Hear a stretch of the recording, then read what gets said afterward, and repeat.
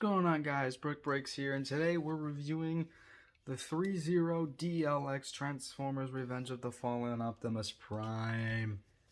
Finally. You know I've been looking forward to this. But before we get to the figure itself, we shall get to the packaging.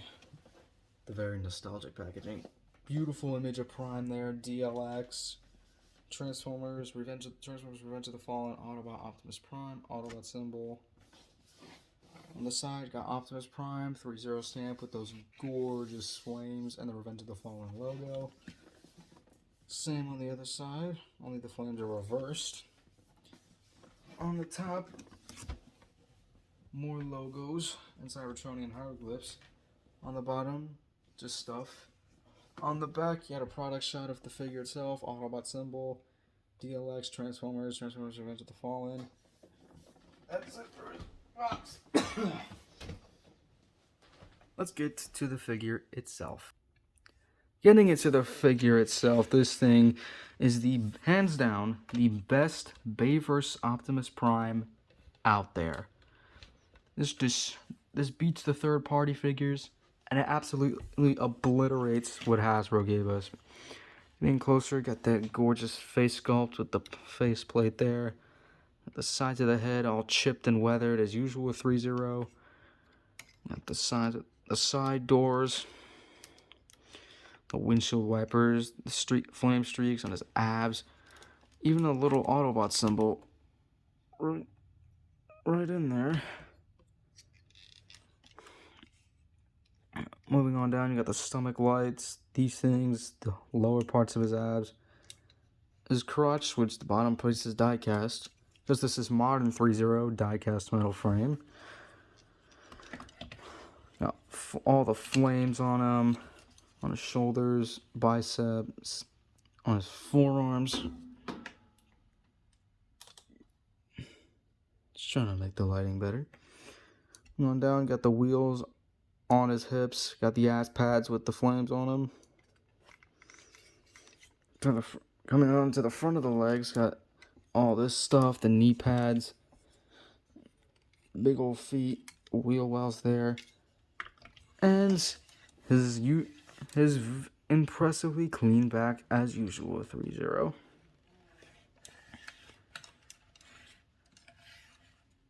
Turning to articulation. And this will be so much easier to do because he's not premium scale. Ball joint at the head and a ball joint at the base of the neck. Working both of those in tandem allows him to look up that far and look down that far.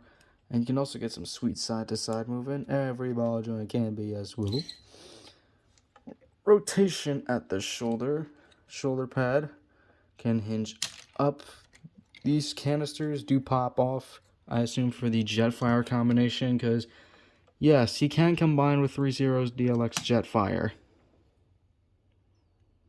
Yeah, shoulder pads can move out of the way, so the arm can move out that far, and it can move up at the base of the shoulder.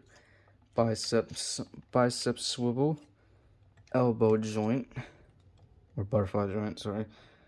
And the shoulder pads can also swivel. This section can hinge for some reason. Double bend at the elbow. Nice range of movement there, unlike the premium version. Coming down, wrists on a ball joint. Every ball joint, of course, can move up, down, side to side. No articulated fingers on DLX figures, unfortunately, but it's no big deal for me.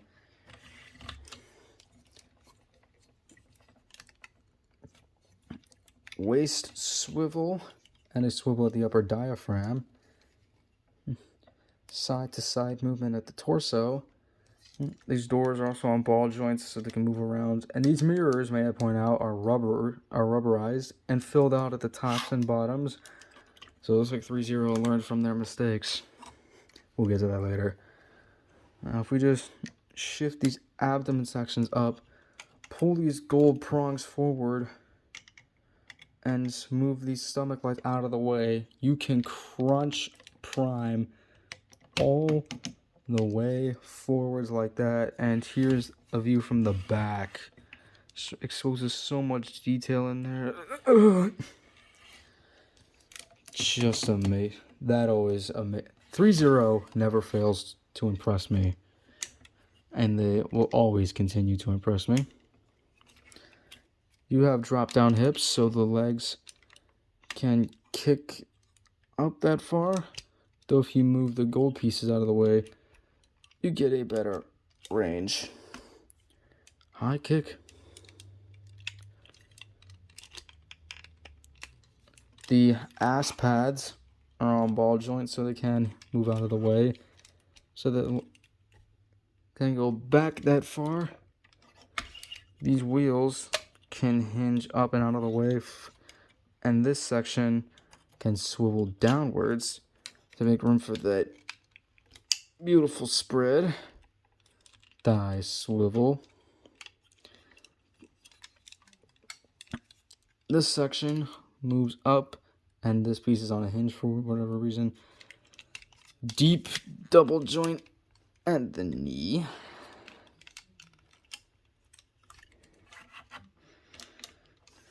And the feet can pivot up, down, and extend to allow for a beautiful ankle pivot.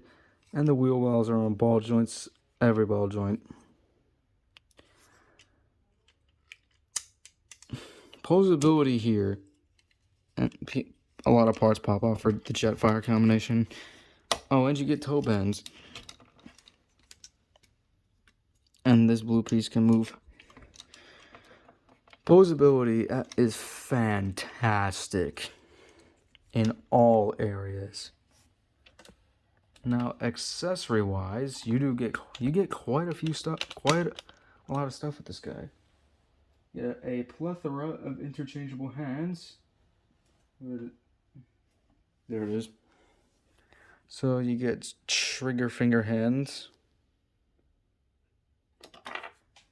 You get some clutching hands right here.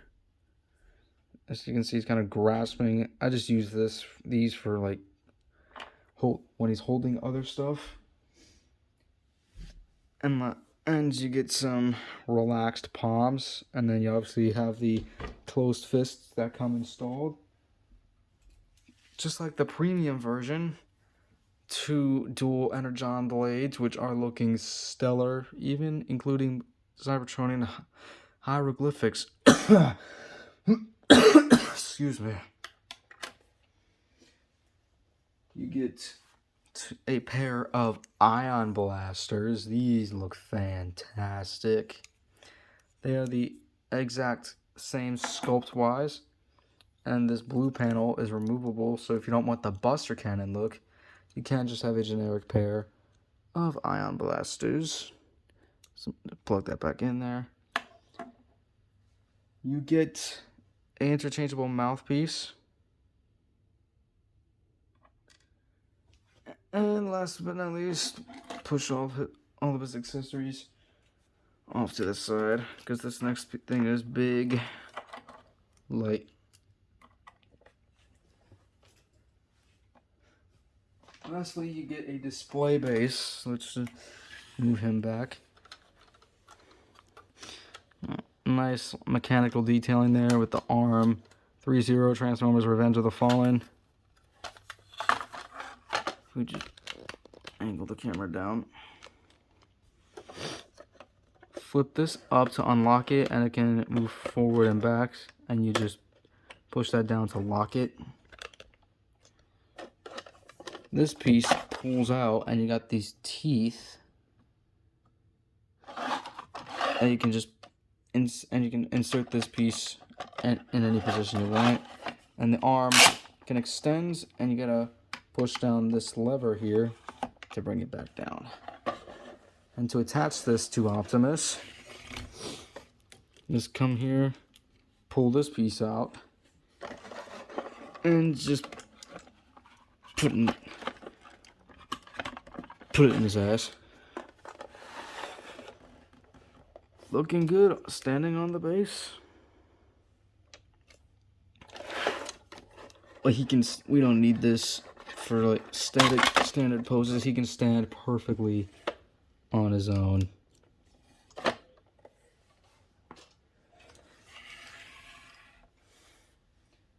Now we'll give him some of the other accessories. So we'll start off with the guns. Now, I suggest putting the guns into the hands before installing them, because it is a goddamn pain.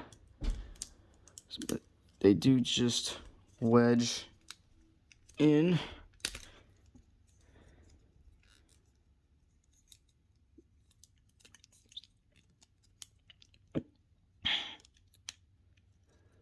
Yeah, it's kind of difficult getting them in, but once you do, the fists just pop out of their ball joints. And replace it with this.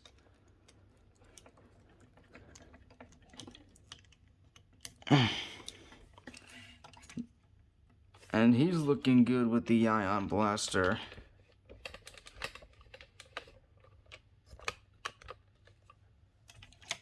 Yeah. And if you want to see how it looks with the buster cannon attachment, just simply plug it in.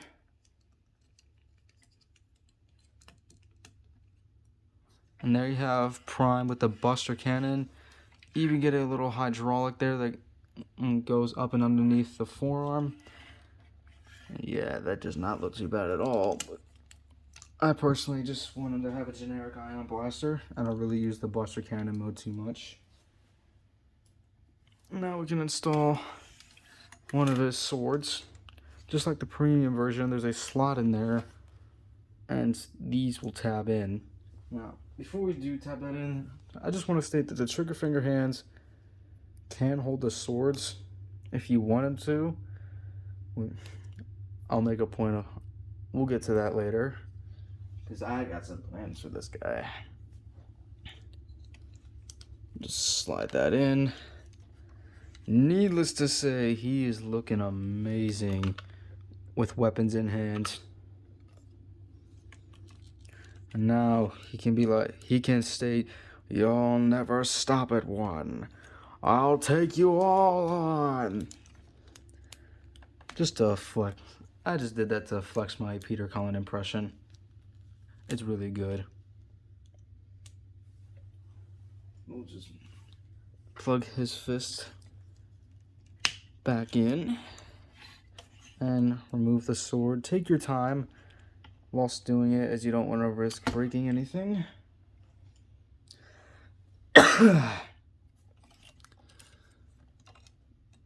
And now it's time to get to the accessory that makes the most difference, and that's his interchangeable faceplate.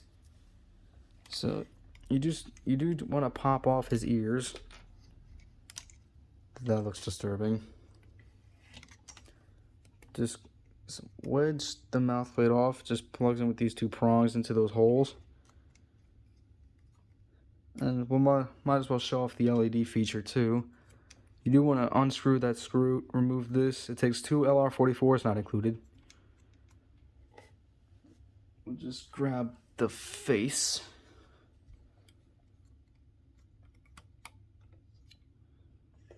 Put his ears back on, and then we'll activate the LEDs.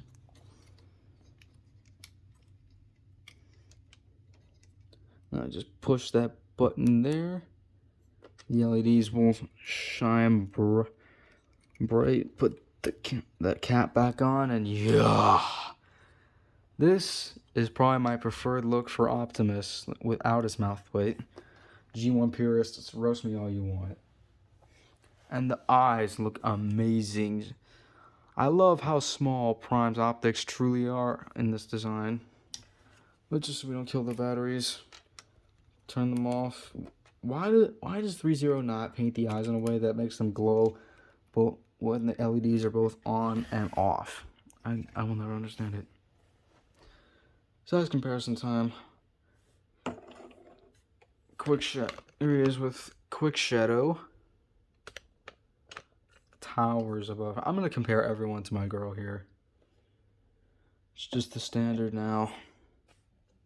Here he is with my previous review. the Threezero premium scale Bumblebee Optimus Prime. And I gotta be honest, kind of in scale, we'll get to that in a minute. And here he is with the premium scale DLX Optimus. God, they look amazing. Now that in scale thing I mentioned, Prime's 28 feet tall in the bayverse, and in the Bumblebee movie, he's 16 feet tall. So if this design appeared in the Bumblebee movie, that's the scale. But now, differences. The blue is much darker, and the blue and red is much darker and vibrant than on this release. The proportions are 1,000 times better, especially at the head. Articulation is superb. Stability is superb. And the mirrors do not want to break. You can see the glue. And he has details that this figure's missing. Like, if we turn him around, you can see we don't have the trailer hitch or the flames on his ass. The DLX version has both of those. And he has the interchangeable face. Just this little flex. So some final thoughts on this figure. Would I recommend it? Absolutely. This thing is not only the best of the Threezero figures I own, but he's much more affordable too. The premium scales go for like $500 to $900. DLXs, I paid like $220 for this thing. Worth it. Articulation, superb. Detail, superb. Everything on this figure is superb. And I 100% recommend it. So that's going to do it for this review. If you enjoyed, please like and subscribe. Follow me on Instagram and Twitter, both at BrickBreaksOfficial. And I'll see y'all in the next video. And until then, peace. So for the next review, we're going back to the 3D printed territory. Yes.